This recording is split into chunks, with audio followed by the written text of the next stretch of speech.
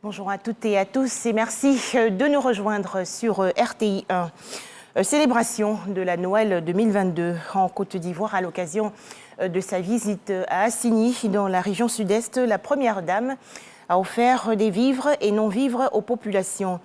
Dominique Ouattara, qui a assisté à la messe à la paroisse Sainte-Thérèse de l'Enfant Jésus, a voulu ainsi permettre aux familles de célébrer aisément les fêtes de fin d'année 2022. Les précisions dans ce reportage de Jérôme Kofi Abolin. Plusieurs cartons et plusieurs lots de matériel, des dons en vivres et non-vivres qu'offre la première dame de Côte d'Ivoire, Dominique Ouattara, aux populations d'Assigny à l'occasion de son déplacement à la paroisse Sainte-Thérèse de l'Enfant Jésus de la dite localité pour assister à la messe de la Nativité ce samedi. Au nom de la présidente des Children of Africa, c'est la directrice de cabinet de cette fondation qui a l'honneur de présenter ses dons aux populations d'Assigny. La première dame, Mme Dominique Ouattara, pour elle, c'est une tradition de faire des dons à ses parents partout où elle passe, que ce soit dans les moments de joie, les moments de peine, les moments de difficulté. Elle est toujours aux côtés de ses parents. Et ici à Assigny, elle le fait toutes les fois qu'elle vient.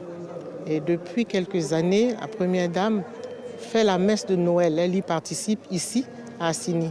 Elle est toujours venue les bras chargés, toujours avec des présents pour les enfants, mais pour les femmes, pour toute la population, pour les jeunes également. Personne n'est oublié. Et aujourd'hui encore, elle respecte cette tradition et nous sommes venus faire ces dons en son nom pour dire à ses parents d'Assigny qu'elle est avec eux comme toujours, comme de manière traditionnelle, elle le fait. Le représentant du maire d'Assigny, tout en saluant ces dons de la part de la première dame de Côte d'Ivoire, ne manque pas d'exprimer sa gratitude et celle des populations. La population d'Assigny est une population qui, chaque année, bénéficie des largesses de la première dame. C'est un honneur et on pourrait dire même qu'Assigny a toujours été privilégié dans ce sens. Et pour nous, on ne peut que lui dire merci et dire des bénédictions, implorer le bon Dieu pour que tout ce qu'elle fait pour Assigny Mafia, le jour de la Noël, qu'il le lui rende au centuple. Dont d'une valeur de plus de 35 millions de francs CFA, l'objectif visé par la première dame de Côte d'Ivoire à travers ce geste, c'est de permettre aux populations d'Assigny de terminer l'année en beauté. Autre actualité, et nous restons en Côte d'Ivoire, la première édition de la cérémonie de décoration des acteurs de la lutte contre la vie chère. C'était le 21 décembre dernier dans la commune de Cocody. À noter que 22 personnalités exerçant dans divers secteurs ont été distinguées.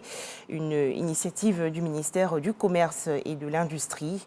Nous allons revenir sur ce sujet dans le journal de 13h. Autre lutte, et nous partons à Korogo, dans la région nord du pays, où 35 tonnes de médicaments de qualité inférieure et falsifiés ont été incinérés.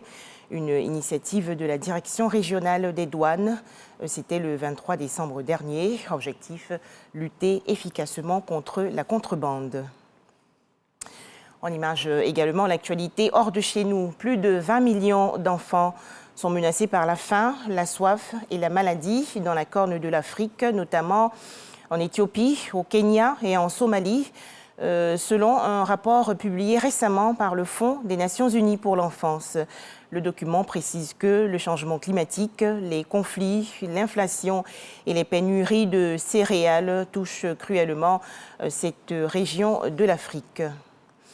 Direction à présent la France, où le suspect de l'assassinat de 3 Kurdes le 23 décembre dernier à Paris, la capitale, est présenté aujourd'hui à un juge d'instruction en vue d'une éventuelle inculpation.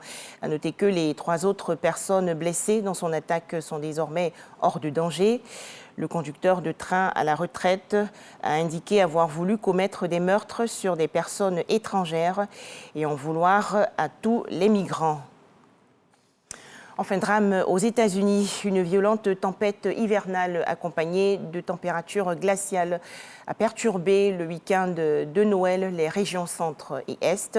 Cette catastrophe a causé la mort d'au moins 32 personnes. À noter également que des dizaines de milliers de populations sont actuellement privées d'électricité.